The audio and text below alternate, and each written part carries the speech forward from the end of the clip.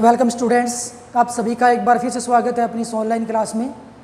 Last class में हम बात कर रहे थे धारावाही आयताकार पास के कारण चुंबकीय क्षेत्र के बारे में हमने समझा था, और साथ में हमने ये भी देखा था कि जो भी चुंबकीय बल लगता है उसका मान कितना होता है, और उसके कारण जो भी बल युग्म उत्पन्न होते हैं उसके कारण बल आघूर्ण का मान कितना होता है।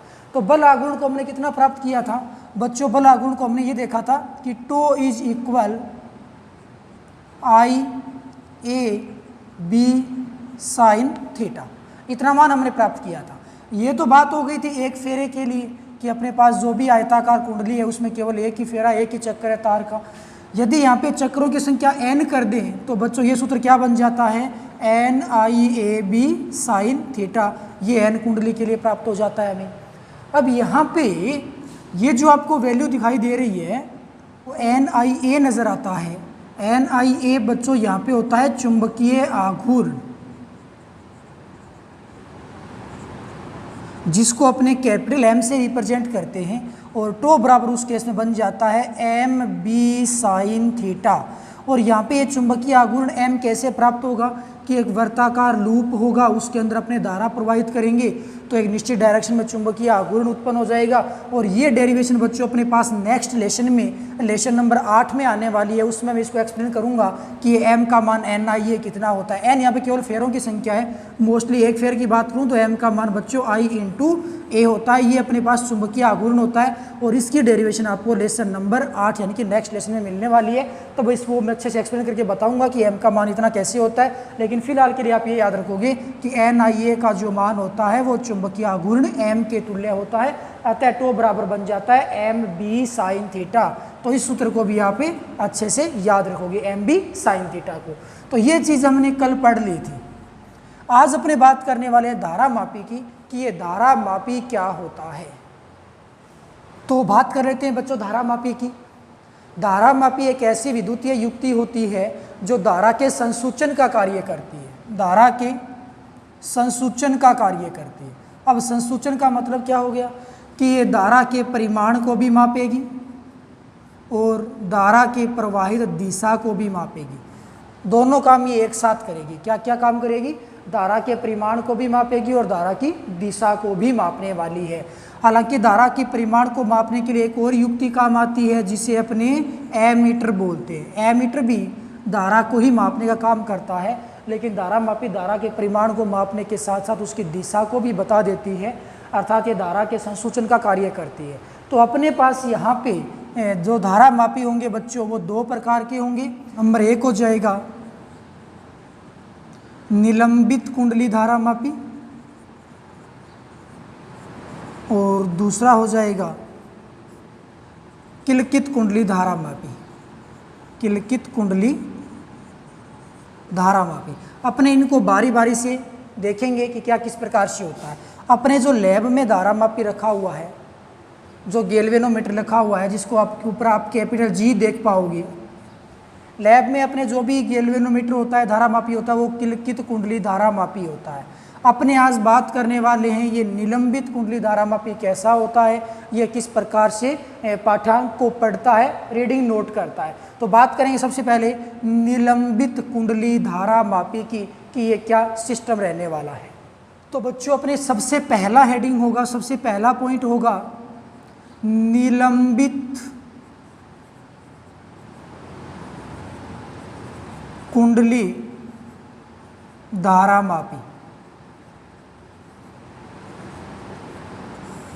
सबसे पहले अपने इसकी संरचना की बात करेंगे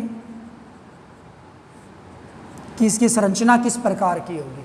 बच्चों इसकी संरचना में क्या होता है कि एक आयताकार फ्रेम होता है, एल्यूमिनियम का बना हुआ एक आयताकार फ्रेम बच्चों इस प्रकार से होता है।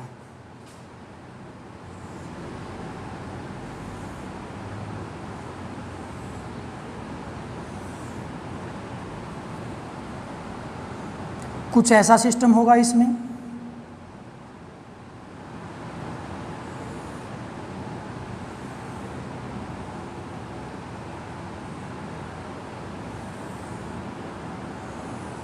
ये बच्चों अपने पास एक आयताकार फ्रेम हो गया, और इस आयताकार फ्रेम के ऊपर विद्युत रोधी तांबे के तार लिपटे होंगे। किसके तार लिपटे होंगे? विद्युत रोधी तांबे के तार, कुछ इस प्रकार से।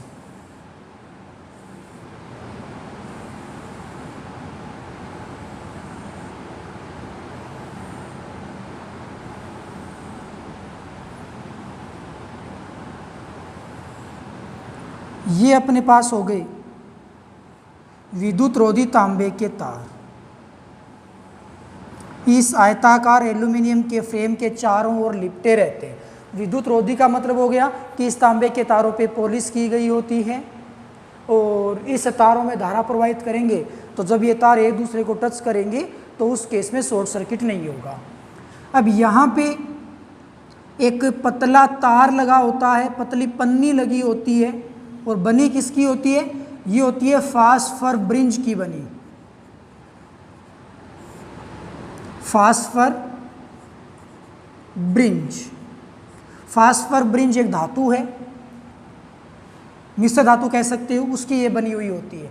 और इस फास्फर ब्रिंज पे बच्चों यहाँ पे लगा होता है एक समतल दर्पण। कौन लगा होगा? समतल दर्पण। इसके ऊपर यहाँ पे एक मरोड़ घुंडी लगी होती है। ये क्या होगी? मरोड़ घुंडी होगी। और इसका सीधा संबंध बच्चों टर्मिनल T1 से होता है, यानी कि यहाँ पे वायर लगा होता है, तार वगैरह लगे होते हैं।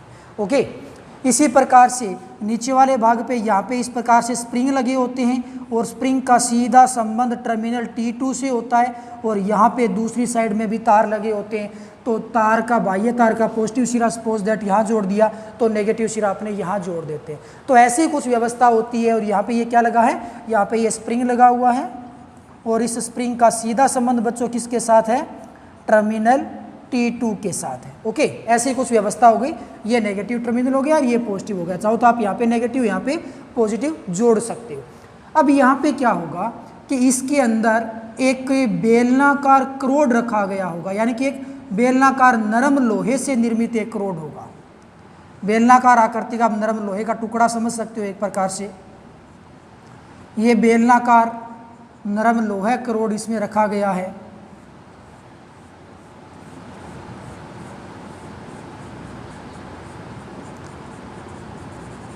ऐसी कुछ व्यवस्था आ गई है और इस पूरी की पूरी व्यवस्था को अपने क्या करेंगे? शक्तिशाली अवतलाकार ध्रुवखंडों के मध्य इसको व्यवस्थित कर देंगे कुछ इस प्रकार से। और ये था अपने पास फास्फर ब्रिंज। ओके, ये सिरा बच्चों मैंने N बोल दिया और ये सिरा मैंने S बोल दिया। अब ये जो कंप्लीट आपको व्यवस्था नज़र आ रही है, मैं यहाँ से इसको रफ कर देता हूँ थोड़ा सा। ये जो आप व्यवस्था देख पा रहे हो, इस कंप्लीट व्यवस्था को अपने किसकी व्यवस्था बोलेंगे? निलंबित कुंडली धारा मापी की ये व्यवस्था बन जाएगी। ये सिंपल इसका एक स्ट्रक्चर हो जाएगा। तो इसमें क्या क्या होगा कि एक एल्यूमिनियम का फ्रेम होगा। इस एल्यूमिनियम फ्रेम के ऊपर विद्युत रोधी तांबे के तार लिपटे हुए होंगे और इस एल्यूमिनियम फ्रेम का जो ऊपरी भाग होता है वो फास्फर ब्रिंज की एक पतली पन्नी होती है। आप उस पतली पन्नी को इस प्रकार से मान सकते हो। ऐसी एक बिल्कुल पतली पन्नी होगी, स्केल है अपने पास, ऐसी बिल्कुल पतली पन्नी होगी और उस फास्फर ब्रिंज के ऊपर एक समतल दर्पण लगा होता है और इस फास्फर ब्रिंज का ऊपरी सिरा मरोड़ घुंडी से संबंधित होता है, जबकि मरोड़ घुंडी T1 टर्मिनल से जुड़ी होती है जो कि अन्य वायर से जुड़ जाती है। इसी प्रकार से इस एल्यूमिनियम फ्रेम का नीचे वाला सिरा स्प्रिंग की सहायता से टर्मिनल T2 से जुड़ा होता है जो कि अन्य वायर के सेकंड पॉइंट से जुड़ जाता है और बीच में नरम लोहा का रोड रखा गया होता है। अब यहाँ पे इस पूरी की पूरी आर्मेचर यानी कि आयताकार जो कुंडली हमें नजर आ रही है एल्यूमिनियम की, इस कुंडली को अपने अवतलाकार, अवतलाकार मतलब देख पा रहे हो इसकी आकृति को आप, अवतलाकृति है आपको दिखाई देगी। अवतलाकार ध्रुव खंडों के मध्य इस आयताकार फ्रेम को अपने रखेंगे तो ये जो सिंपल व्यवस्था बन जाएगी वो निलंबित कुंडली धारा मापी की व्यवस्था बन जाएगी। अब यहाँ पे सबसे बड़ा काम होगा इस अवतलाकार ध्रुव खंडों का। इस अवतलाकार ध्रुव खंडों को आप इस प्रकार से मत मानना, इस प्रकार से मत सोचना ये ऐसे नहीं रखे हुए, ये बच्चों ऐसे रखे हुए, आप देख पा रहे हो ये ऐसे, इस प्रकार से ये रखे हुए हैं। और दूसरी ओर की मैं बात करूं तो दूसरा अवतला खंड है वो इस प्रकार से, आपको देखने में कुछ ऐसा नज़र आ रहा होगा लेकिन ये वास्तव में इस प्रकार से रखे हुए हैं। तो ऐसा करने पर एक्चुअली बच्चों होगा क्या, आप ज़रा इसको गौर से देखना कि ऐसा यदि मैं करता हूँ तो आप ये चीज़ क्लियर जानते हो कि कोई भी अपने पास एक क्षण चुंबक है, या कोई भी चुंबकीय क्षेत्र है, चुंबकीय पदार्थ है जो चुंबकीय क्षेत्र उत्पन्न करेगा, तो चुंबकीय बल रेखाएं हमेशा बच्चों पृष्ठ के लंबवत बाहर निकलती हैं और पृष्ठ के लंबवत ही एंटर करती है। चाहे किसी भी भाग की आप बात कर लो, चुंबकीय बल रेखाएं हमेशा चुंबक से लंबवत, पृष्ठ के लंबवत बाहर निकलेंगी और लंबवत ही प्रवेश करेंगी। तो ये जो त्रिज्यीय चुंबकीय क्षेत्र होगा, इसका यहाँ पे फायदा क्या होगा, नुकसान क्या होगा। एक्चुअल में क्या करोगे आप कि मैं एक बार के लिए इसको त्रिज्यीय चुंबकीय क्षेत्र को इस प्रकार से मान लेता हूँ, यानी कि अवतलाकार ध्रुवखंड की कल्पना कर लेता हूँ। तो जरा गौर से समझना कि चुंबकीय क्षेत्र किस प्रकार जाएगा। तो बच्चों यहाँ पे थोड़ा सा समझने की कोशिश करोगे कि इसका बिल्कुल ध्रुवखंड का बिल्कुल बीच का भाग है, उसके बीच के भाग से बच्चों इस प्रकार से पृष्ठ के लंबवत आप कल्पना करोगे ना, तो पृष्ठ के लंबवत ठीक इस प्रकार से आपको एक, चलो मैं ऐसे बता देता हूँ। ऐसा यदि ध्रुवखंड है तो बिल्कुल बीच के भाग को आप देखोगे तो बीच के भाग के ठीक लंबवत आपको इस प्रकार से बाहर की ओर निर्गत होता हुआ चुंबकीय क्षेत्र नजर आएगा। लेकिन मैं यदि इस किनारे की बात करूँगा, ये किनारा तो ऐसे मुड़ा हुआ है, तो इस किनारे को यदि आप इस प्रकार से अपनी ओर लेके चलोगे तो ऐसा करने पर आप देख पाओगे कि लंबवत रेखा है वो बच्चों इधर हमें प्राप्त होगी, इस डायरेक्शन में।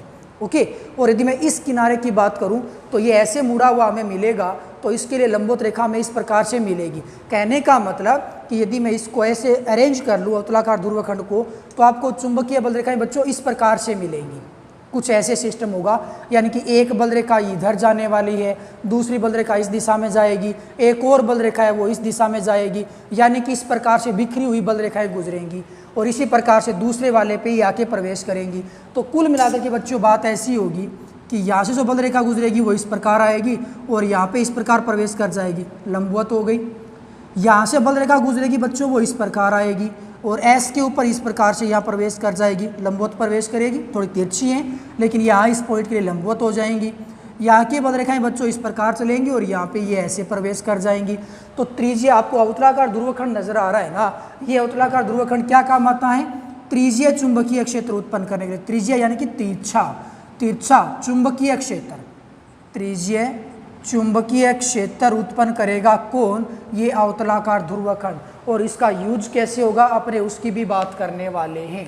तो सबसे पहले अपने इस चीज़ को बस अपने दिमाग में रखना कि त्रिज्यीय चुंबकीय क्षेत्र उत्पन्न कैसे हो रहा है, इस चीज़ को अपने मोस्टली ध्यान में रखोगे। ओके, अब अपने बच्चों इसकी क्रियाविधि की बात करेंगे कि ये कैसे काम करने वाला है।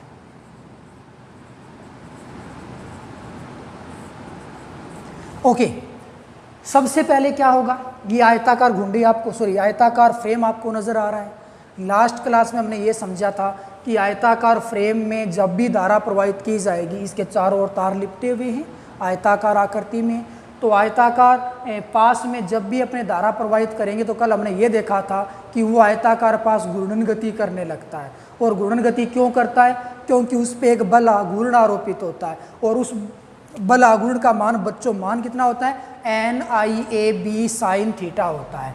तो अपने यहाँ पे क्या कहेंगे, और वो बल आघूर्ण क्या करेगा, वो बल आघूर्ण इस आयताकार कुंडली को विक्षेपित करेगा। क्या करेगा, विक्षेपित, यानी कि उसको अपने मूल भाग से हटाने का प्रयास करेगा। तो उस बल आघूर्ण को अपने विक्षेपक बल आघूर्ण बोलने वाले हैं। तो चित्रानुसार विक्षेपक बल आघूर्ण, विक्षेपक बल आघूर्ण, बल आघूर्ण बच्चों टो होता है और उसको मैंने बोल दिया क्या, टो विक्षेपक, और उसका मान कितना था, NIAB sin थीटा।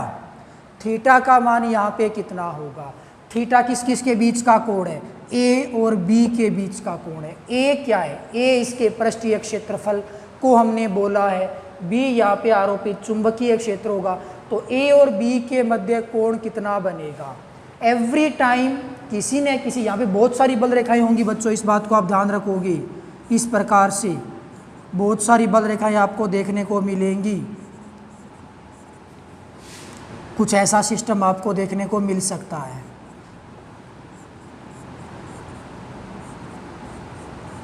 ऐसा आप देख पाओगे, तिरछी बल रेखाएं भी आने वाली हैं इसमें। ओके, तो क्या होगा कि एक की डायरेक्शन क्या होती है, कोई भी पृष्ठ है, मान लो ये एक पृष्ठ हो गया, या फिर यूँ समझ लो ये एक पृष्ठ हो गया अपने पास, तो इस पृष्ठ के क्षेत्रफल की दिशा को आप निकालना चाहते हो तो पृष्ठ के लंबवत बाहर की ओर, दिख रहा है पृष्ठ, लंबवत बाहर की ओर दिशा हो जाएगी। यदि मैं इस पृष्ठ की बात करूं तो इस पृष्ठ से पृष्ठ के लंबवत बाहर की ओर होगी। कहने का मतलब किसी भी पृष्ठ के लिए उसका जो पृष्ठीय क्षेत्रफल ए होता है उसकी डायरेक्शन हमेशा पृष्ठ के लंबवत बाहर की ओर होती है। ये मेरे पास एक आयताकार फ्रेम है। अब ये आयताकार फ्रेम बच्चों आपको इस प्रकार से नज़र आ सकता है। तो ये जो अपने पास आयताकार फ्रेम होगा, इस आयताकार फ्रेम को आप ऐसा कहोगे कि ऐसी कुछ कंडीशन है, आयताकार फ्रेम एक की डायरेक्शन है बच्चों ये आएगी लंबवत बाहर की ओर, ऐसा समझिए आप, एक की डायरेक्शन क्या आएगी, लंबवत बाहर की ओर आएगी। लेकिन जब आपने यहाँ पे त्रिज्यीय चुंबकीय क्षेत्र की बात की है तो इन सभी बल रेखाओं में से एक बल रेखा ऐसी जरूर होगी जो पृष्ठीय क्षेत्रफल ए के लंबवत होगी। यदि मैं ऐसा मान लूँ बल रेखा ए की डायरेक्शन को, तो आपको ये जो बीच वाली बल रेखा होगी बिल्कुल सेंटर वाली, वो आपको इसके ठीक लंबवत नजर आएगी, यानी कि कोण कितना बनाएगी, 90 डिग्री। तो इस बल रेखा और ए के बीच में जो एंगल बनेगा वो 90 डिग्री बनेगा। यदि मैं ऐसा बोल दूं कि भाई इसने रोटेशन ले लिया थोड़ा सा, कुंडली जो ये अपने पास जो कुंडली है वो इस प्रकार से रोटेट हो रही है, घूम रही है, तो बल रेखा जो ए की डायरेक्शन पहले इस प्रकार से थी, अब वो थोड़ा सा मूव होकर के इस दिशा में चली गई है।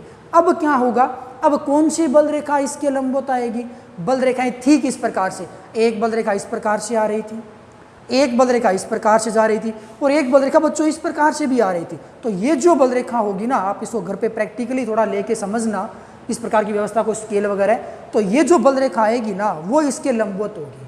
कौन सी बल रेखा, ये बल रेखा इसके लंबवत हो जाएगी। कैसे, इसको आप ऐसे अरेंज करोगे तो आप देख पाओगे कि एक बल रेखा बच्चों इस प्रकार से इधर को जा रही है, इस प्रकार से, तो फिर कुंडली घूमी तो एक की डायरेक्शन इस प्रकार से आई थी थोड़ी तिरछी, तो ये तिरछी वाली बल रेखा उसके साथ 90 डिग्री एंगल बना लेगी।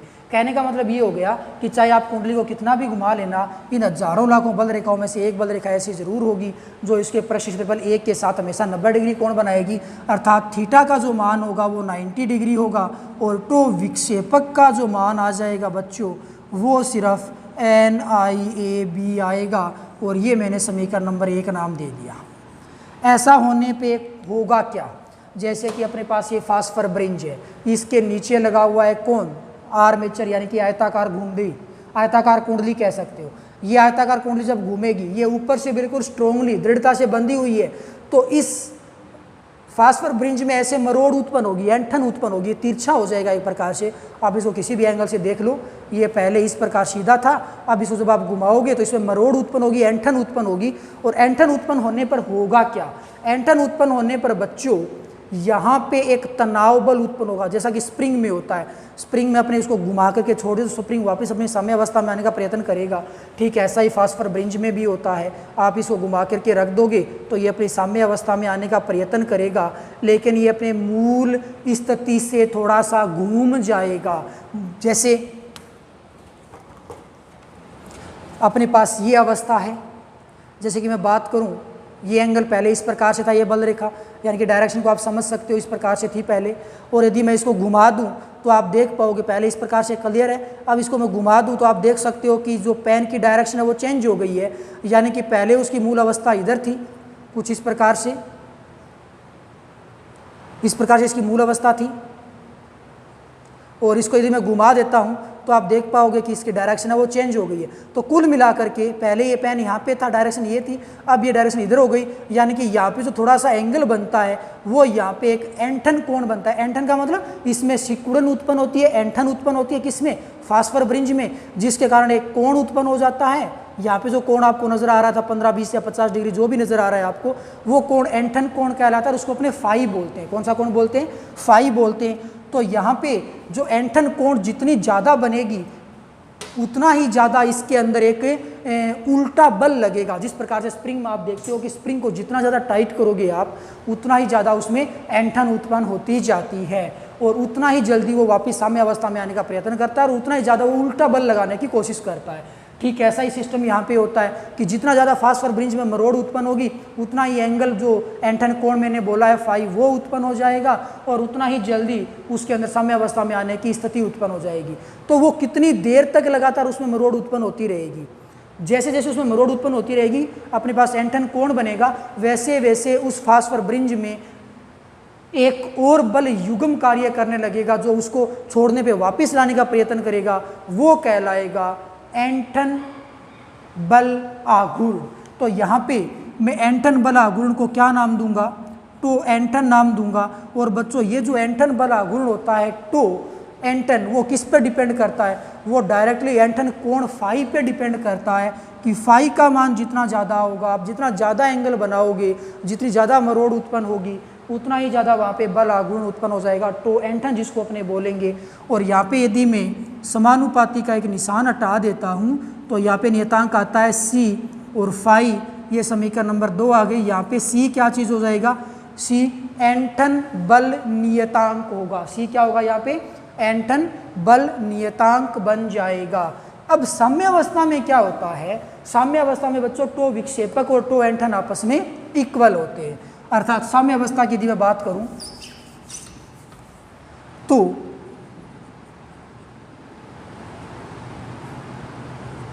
साम्यावस्था में टो विक्षेपक बराबर होगा टो एंटन, और यहाँ से NIAB बराबर सी फाई, और यहाँ से बच्चों आप एक बार आई का मान निकालो तो सी फाई बटे NAB, और यहाँ आप क्या देखोगे, सी एक नियतांक है, n फेरों की संख्या फिक्स होगी, धारा प्रवाहित करे फेरों की संख्या चेंज नहीं होगी, क्षेत्रफल इस कुंडली का फिक्स नियत रहेगा जितना आपने स्टार्टिंग में लिया था, कुंडली को सिकुड़ेगी या फैलेगी नहीं, ए भी नियत रहेगा, और बी चुंबकीय क्षेत्र है वो भी नियत रहेगा, ध्रुवखंड फिक्स रखे हुए हैं। तो CNAB ये चारों राशियाँ यहाँ पे नियतांक हैं। उस नियतांक को मैं एक के नाम दे देता हूँ, साथ में आ गया फाई, और नियतांक को आप समानुपाती में पहुँचा दो तो आई समानुपाती फाई प्राप्त होता है। यहाँ पे ध्यान रखना, ये जो आपने के लिया है नियतांक वो C बटे NAB लिया है। ओके, तो ये यहाँ पे आपने क्या देखा कि आई समानुपाती फाई है, अर्थात मतलब ये हो गया कि इसमें जो भी एंटन कोण उत्पन्न होता है, जो भी एंटन उत्पन्न होती है, यानी कि इसके अंदर जो भी घुमाव आएगा कुंडली में, वो सीधा सीधा किसके समानुपाती होगा, धारा के समानुपाती होगा। अर्थात इस आयताकार फ्रेम के अंदर जो तार लिपटे हुए इसके ऊपर, उसमें आप जितना ज़्यादा धारा प्रवाहित करोगे उतना ही ज़्यादा इसमें घुमाव आएगा और उतना ही ज़्यादा वो पाठ्यांक बताएगा। और बच्चों आई समानुपाती फाई के अनुसार ये धारामापी का सिद्धांत बन जाता है। धारामापी का सिद्धांत क्या होता है कि आप इसमें जितनी ज़्यादा धारा प्रवाहित करते हो उतना ही ज़्यादा उसमें घुमाव आता है, उतना ज़्यादा उसका पाठ्यांक बनता है। आई समानुपाती आई के आधार पे भी उसका सिद्धांत बनता है। तो बच्चों कुल मिलाकर के बात ये होगी कि यहाँ पे दो बल युग्म काम करेंगे, एक तो टो विक्षेपक जिसको हमने भली भांति समझा था लास्ट क्लास में, और एक होता है टो एंटन जो कि फाई पे डिपेंड करता है, जो कि इसमें फास्फर ब्रिज में मरोड़ उत्पन्न होने के कारण उत्पन्न होता है, जो उसको वापस कुंडली को लाने का प्रयत्न करेगा, जैसे आप स्प्रिंग में जान सकते हो या समझ सकते हो। और साम्य अवस्था में ये दोनों मान आपस में बराबर होंगे, बराबर होने पर आप यहाँ से आई का मान निकालो, आई समानुपाती फाई, यही धारामापी का सिद्धांत होगा। तो धारामापी के सिद्धांत के अनुसार किसी कुंडली में प्रवाहित किसी कुंडली में उत्पन्न विक्षेपक कोण का मान या एंटन कोण का मान हमेशा इसमें प्रवाहित धारा के समानुपाती होता है। यही धारामापी का सिद्धांत होता है। तो बच्चों ये अपने पास निलंबित कुंडली धारामापी था। हालांकि ये टॉपिक अभी पूरा नहीं हुआ, अभी अपने एंगल इस फाई को आप मेजर कैसे करोगे उसको भी अपने देखने वाले हैं। ये जो नरव लोहा करोड़ है, तृतीय चुंबकीय क्षेत्र है, इनका यूज़ क्या होगा वो भी अपने समझने वाले हैं। लेकिन आज के लिए बस इतना ही, वो बातें करेंगे अपने कल। तब तक के लिए बाय, थैंक यू।